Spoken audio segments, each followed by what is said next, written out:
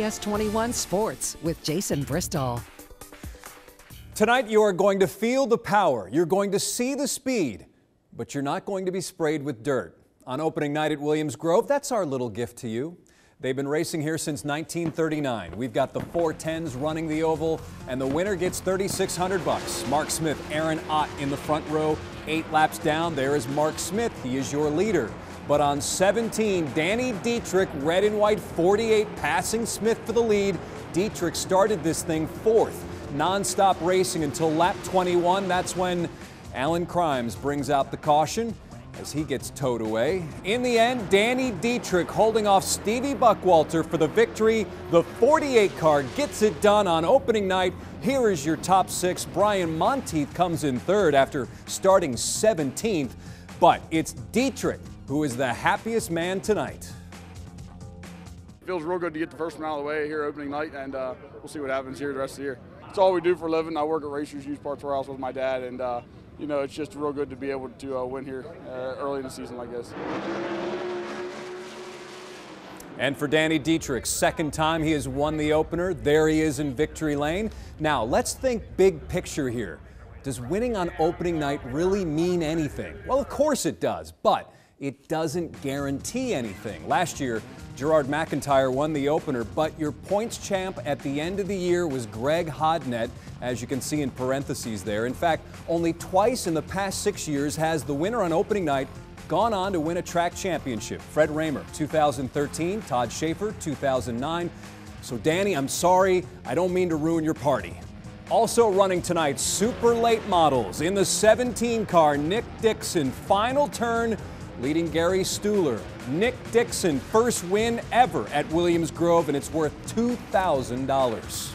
Well, in the American Hockey League, it is crowded at the top, and the Bears are trying to push their way up front. Here are the standings in the Eastern Conference, and the leaders, Manchester, the Monarchs with 90 points. Right behind them, you have the Hershey Bears sitting in second with 87 points. They're just 3 points behind. Now, that deficit could be down to 1 if the Bears and Philip Grubauer can beat Manchester in this one. Hershey playing shorthanded, second period, but watch the steal. There's Chandler Stevenson now going the other way. Stevenson waiting, and there's the shot.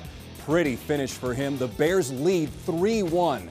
After that, though, the Bears just got outworked. On the power play, puck gets to Michael Mersch from Manchester. He slams it home. Monarchs now lead. Okay, that was a tough bounce, but this, the Bears showing nothing here. Mersch beating that guy to the puck.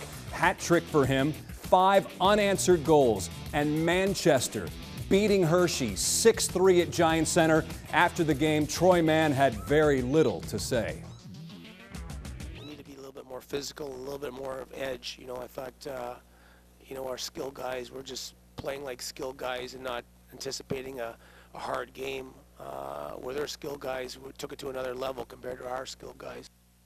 And you could say that is why Manchester is the best team in the league. The Bears, though, have actually dropped to 3rd place now with Syracuse winning. Hershey, Manchester have another game later tonight. And we are still following our top story from last night. David Nolan of Hershey at the NCAA Championships. David now finishing 2nd in the 100 back after his American record Thursday in the 200 IM. And he will be sitting down on the job, I guarantee it. The Revolution has re-signed Rami Lewis. Rami, the closer, saving 28 games last season. He starts every game in his comfy camping chair, as we showed you in a story 2 years ago. And really, that's the way to go. It's got the cup holder, and he is set. Great view. Great view, and the Revs are glad to have him back. Can't even buy that. Thanks, Jason. You can't. We'll be right back. And now, CBS 21 Sports with Jason Bristol. I'm telling you, before we get to Hershey, our basketball teams are going to have more miles on them than a 97 Corolla. Tonight's stop, Coatesville, and we're starting with the game that ended last. Cedar Crest facing Roman Catholic. Quad A boys. Cedar Crest down 1, second quarter. Not anymore. Josh Butcher for 3. Falcons in front, 16-14. Now time running out in the half. Evan Horn stops, comes back and buries the 3. Cedar Crest leads at the break 24-20. Second half, though, Roman Catholic turns it up. Jameel Holbrook waiting and knocking down the three. He's off to Ryder. Roman Catholic winning 53-35. The Falcons just could not score in the second half. And York, the top seed from District 3, also losing to Martin Luther King. And that Cedar Crest game starting later than scheduled because of this game. The Bulldogs from West York also at Coatesville taking on Bonner Prendergast in AAA. West York leads in the fourth. Emily Wood wide open.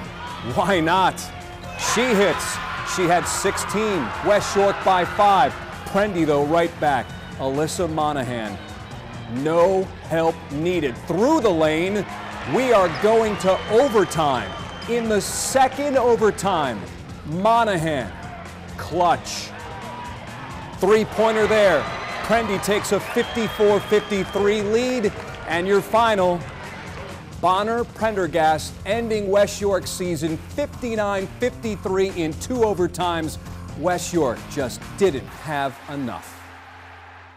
You know, I can't really say that we played poorly. I think we didn't execute as well as we would have liked at times near the end of the game, but just didn't have enough tonight to get it done. Which is usually the case, and much of the credit goes to Monahan from the other team. She had 32 points. Also in AAA, under the dome at Cumberland Valley, Greencastle Antrim on the floor with Berks Catholic tied at 33 to start the fourth. Greencastle looking inside. Katie Geisinger. Strong move. It's a 1-point game, but Berks goes on a run. Blue Devils trying to hang around. Geisinger, rebound, stick back. She had 12. Greencastle now looking for a steal on the inbounds. It doesn't happen. Berks Catholic the other way. Michaela Lea with the layup. Berks Catholic moving on. Greencastle Antrim season is over 53-45. Up next for Berks, it's West Perry, which wins by 1. One minor league baseball team is giving the hot dog a major makeover. Get a load of this. Yes, the hot dog with raspberry jam, bacon, served on a Krispy Kreme donut. This is coming from the Wilmington Blue Rocks down in Delaware. Here's my advice. After ordering this, just step away from the mustard. Also new tonight, Hershey Bears on the road at Wilkes-Barre Scranton. Top 2 teams in the division. Tied at 2 in the third. Bears with the puck. Now, look inside this circle. We've got 1, 2, 3, 4 Penguins all watching the puck. And the Bears make them pay. Look behind them. Mike Morse skates in, and Hershey leads this thing 3-2. But the Bears implode after that. Penguins with 3 straight, including Connor Sheary in front on the power play. Wilkes-Barre Scranton skates to a 5-3 win. The Bears haven't lost 2 straight in regulation since December. As for Penn State hockey, it's the last series of the regular season. You can see Friday's game against Minnesota live on the CW 15, courtesy of the American Sports Network. Can Penn State hoops make some noise in the Big Ten tournament? Well, the Nittany Lions got a typical game from DJ Newble. For 3 there, then another big shot here, and then Newble, watch this take. Oh, Newble, 9 of 22 from the floor, 26 points for him. But 4 seconds remaining, Nittany Lions by 3. Nebraska up the floor in a hurry. Huskers cannot tie it. Penn State survives, advancing to the next round, where it will face Iowa. Nittany Lions win 68-65. Penn State simply playing for a spot in the NIT now. All right. Thank you, Jason. And now, CBS 21 Sports with Jason Bristol. A championship run starts with baby steps and then longer strides, and now a full-out sprint. Semifinals tonight in high school basketball. We're starting in the Mid-Penn. Cedar Cliff on the floor with Shippensburg at Cumberland Valley High School. Second half, all Cedar Cliff. Pass inside. Zach Mansfield with the reverse.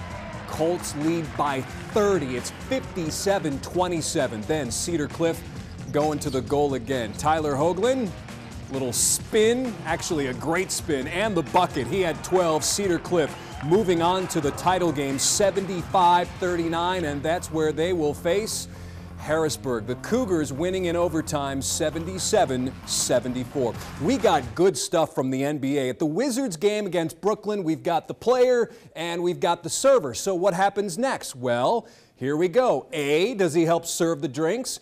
B, does he spill the drinks? Or C, simply nothing happens? Guys? A. Spill. B. B. We're all over the place. Here we go. And things are about to get real. Real messy. Oh, man is right. Jimbo just had to sit in front, didn't he, huh?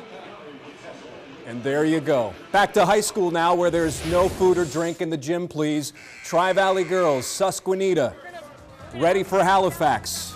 And Susquehanna couldn't ask for a better start. Up 9-0 when Lindsay Nye connects from the corner for three. It's 12-0 Susquehanna. Halifax looking to knock down that lead. Cassidy Sorochetti with the steal and then the bump and the layup. 7-point game. Halifax winning on a Bryn Miller shot with 8 seconds remaining. 45-44. Halifax will now meet Juniata for the championship. Back to the Mid-Penn, back to Cumberland Valley for the girls.